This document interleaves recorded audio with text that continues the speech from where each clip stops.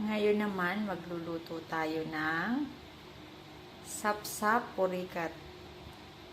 Ito ang mga ingredients.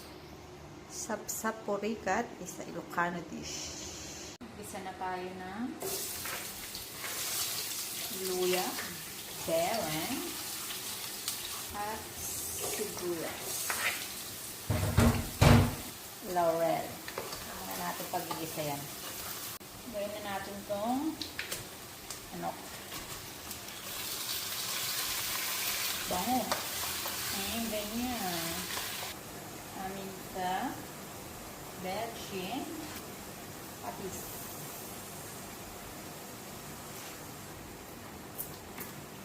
Lagayin na natin itong dugo.